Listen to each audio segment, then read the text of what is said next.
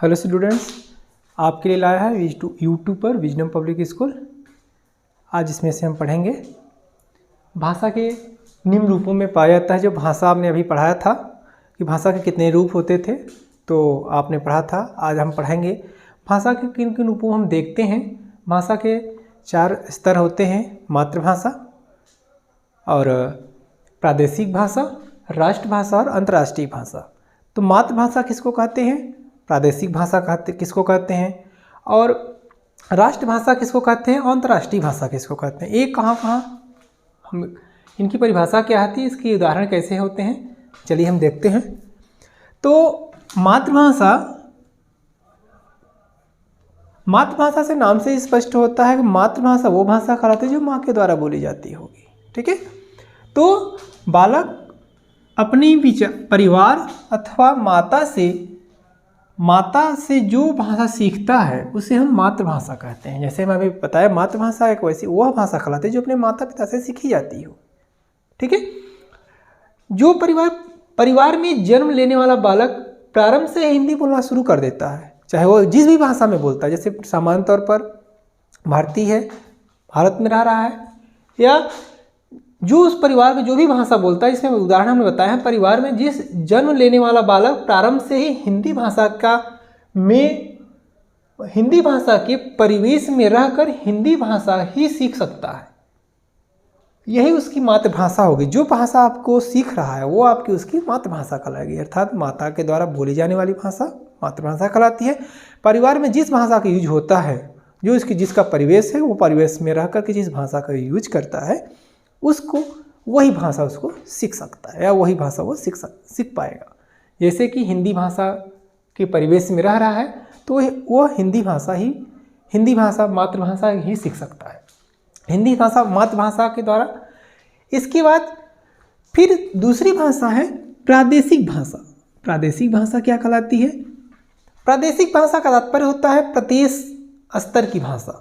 प्रदेश स्तर, जैसे हमारा एक प्रदेश है, ठीक है, तो किसी प्रदेश में बोली जाने वाली भाषा प्रादेशिक भाषा कहलाती है। किसी भी प्रदेश में, चाहे कोई भी प्रदेश है, मध्य प्रदेश और छत्तीसगढ़, बिहार, असम, गुजरात, कोई भी प्रदेश होता होगा, वो जिस भी प्रदेश में बोली जाने वाली जो भाषा होती है वो प्रादेशिक भाषा कहलाती है। ठीक है, जैसे उदाहरण में दिया है, महाराष्ट्र में जो एक प्रदेश है, महाराष्ट्र एक प्रदेश है, वहाँ की जो महाराष्ट्र की जो आपकी प्रादेशिक भाषा है वो मराठी होगी। ठीक है, महाराष्ट्र में मराठी बोली जाती है, ध्यान दीजिएगा। महाराष्ट्र जो राज्य है वह राज्य को प्रदेश भी कहते हैं, तो महाराष्ट्र में मराठी बोली जाती है। और क्या है, इसी प्रकार जो महाराष्ट्र में मराठी बोली जाती होगी महाराष्ट्र की प्रादेशिक भाषा कहलाती है। जैसे महाराष्ट्र में जो भाषा मराठी बोली जाती है कि वो मराठी जो होती है वो प्रादेशिक भाषा कहलाती है। जो मराठी जो शब्द है प्रादेशिक भाषा कहलाती है, ध्यान देना। मराठी महाराष्ट्र की प्रादेशिक भाषा है। उसी प्रकार जैसे हमारा है मध्य प्रदेश है, मध्य प्रदेश की हमारी प्रादेशिक भाषा हो जाएगी हिंदी। ठीक है, तो इसी प्रकार मध्य प्रदेश, हरियाणा, उत्तर प्रदेश, बिहार तथा राजस्थान। मध्य प्रदेश, उत्तर प्रदेश, बिहार और राजस्थान, हरियाणा, ये जो ऐसे प्रदेश जो हैं इनकी जो प्रादेशिक भाषा है वो राजस्थान में जो हिंदी बोली जाती है, इनकी प्रादेशिक भाषा क्या होती है? हिंदी। ध्यान देना, इनकी जो प्रादेशिक भाषा होगी वह हिंदी होती है। कौन कौन से राज्य हैं? मध्य प्रदेश, हरियाणा, बिहार, राजस्थान।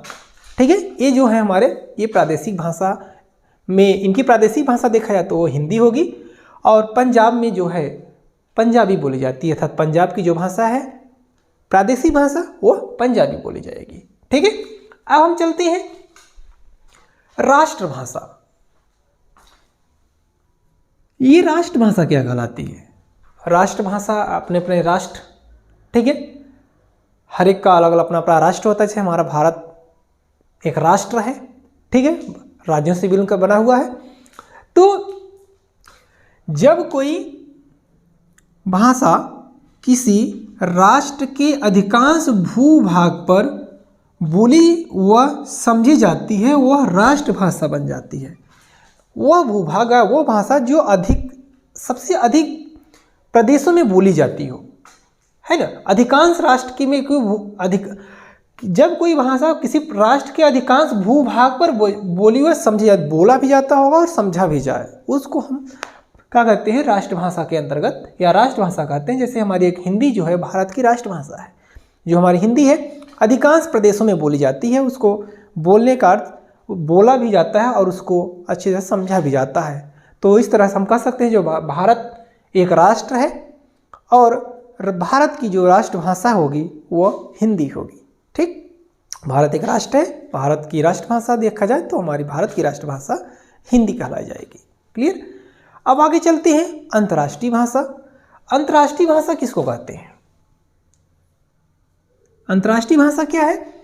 जब कोई भाषा विश्व के अनेक राष्ट्रों द्वारा बोली जाती है तो वह अंतर्राष्ट्रीय भाषा का स्थान ले लेती है।